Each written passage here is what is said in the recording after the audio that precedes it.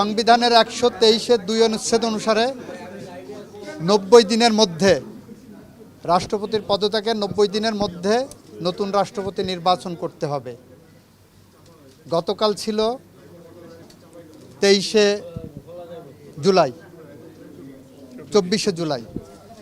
গতকাল 24শে জুলাই ছিল। 24শে জুলাই, আগস্ট, সেপ্টেম্বর, অক্টোবর, 24শে অক্টোবর পর্যন্ত আমাদের হাতে সময় আছে। সুতরাং বিশেষ অধিবেশন ডাকার মতো কোনো পরিস্থিতি এখন তৈরি হয়নি। যেহেতু 60 দিনের মধ্যে আমাদের 15 জুলাই থেকে 60 দিনের মধ্যে আমাদের পরবর্তী অধিবেশন হওয়ার কথা সাংবিধানিকভাবে, আশা করি সেই অধিবেশনেই এটা নিষ্পত্তি করা সম্ভব হবে।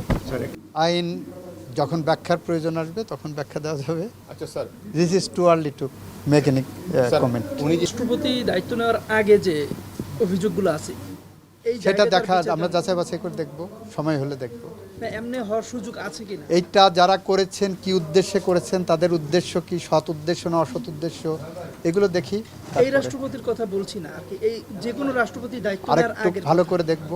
এখন কেন এই প্রশ্ন করছেন? আগে করলে ভালো করতেন। স্যার, সবশেষ প্রশ্ন হচ্ছে কে হচ্ছেন দেশের পরবর্তী রাষ্ট্রপতি? সময় বলে দেবে। ধন্যবাদ।